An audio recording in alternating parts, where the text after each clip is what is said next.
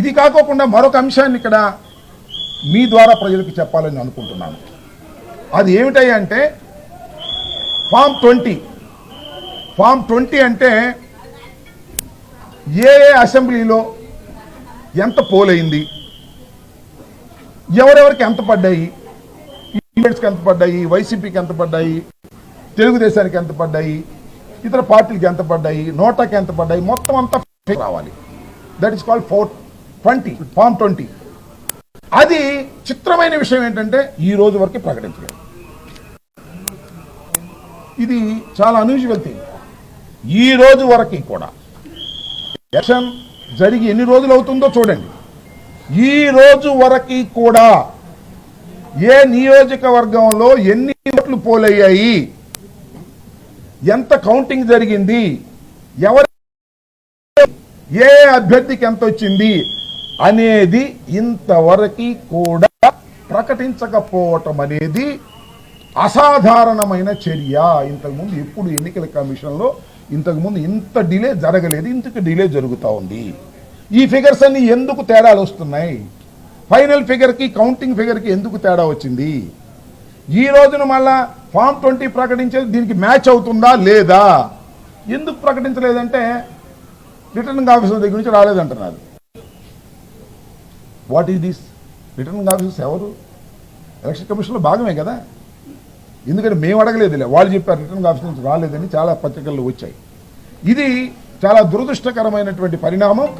ప్రజాస్వామ్యంలో ఎన్నికలు సక్రమంగా జరగకపోతే చాలా ప్రమాదం. ఎన్నికలు సక్రమంగా జరగలేదని నేను అనడంలా, చాలా అనుమానాలు ఉన్నాయి. ఆ అనుమానాలను నివృత్తి చేయకపోవటం వలన రోజు రోజుకి అనుమానాలు పెరుగుతూ ఉన్నాయి. వీటిని ఎన్నికల కమిషన్ ఇమీడియట్గా వితౌట్ డిలే ఫామ్ 20లో ఉన్నటువంటి వాస్తవాలను ప్రకటించవలసిన అవసరం ఉన్నది. వాయు మిస్ మ్యాచ్ కాకపోతే నష్టపోయే పరిస్థితి కూడా ఉంటుంది అనేది ఈ సందర్భంగా నేను చెప్పదలుచుకున్నాను. మరొక అంశం ఏమిటంటే మీరు చూశారు, నిన్న విజయనగరం జిల్లాకు సంబంధించి, విజయనగరం పార్లమెంటరీ కాన్స్టిట్యున్సీకి సంబంధించి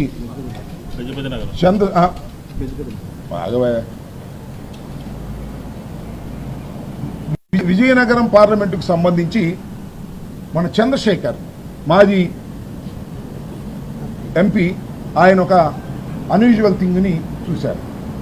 అదేవిధంగా గజపతి నగరానికి సంబంధించినటువంటి బొత్స అప్పల నరసయ్య వీళ్ళిద్దరూ కూడా ఎలక్షన్ కమిషన్కి ఒక రికమెండేషన్ ఇచ్చారు. అయ్యా, ఈ ఈవీఎంలు మేము లెక్కేసేటప్పుడు దానిలో 98% ఇది ఉన్నది, బ్యాటరీ ఉన్నది.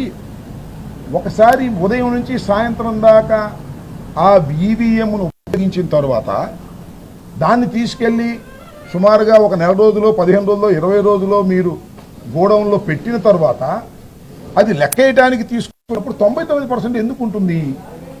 ఇది ఏదో అన్యూజువల్గా ఉంది, దీని మీద మీరు క్లియర్ చేయండి అని చెప్పి డబ్బు కట్టి ఒక అప్లికేషన్ పెడితే నిన్న ఒక పెద్ద తతంగం చేశారు అక్కడ ఉన్నటువంటి ఎన్నికల కమిషన్కి సంబంధించిన వాళ్ళు. అవి తీసుకొచ్చి మాక్ పోలింగ్ చేశారు. నాకు అర్థం కాల, బ్యాటరీ ఎందుకు అంత ఉంది అంటే మా డౌట్ ఏంటంటే, ఎవరైనా రీజనబుల్ పర్సన్ డౌట్ ఏంటంటే, ఆ బ్యాటరీ తీసుకువెళ్ళి ఈవీఎంలు భద్రపరిచిన తర్వాత ఆ బ్యాటరీ ఛార్జ్లో పెరిగింది అంటే ఈ మధ్యలో ఎవరో ఇంటర్ఫీర్ అయ్యారేమో అనేటువంటి డౌట్ ఉంది.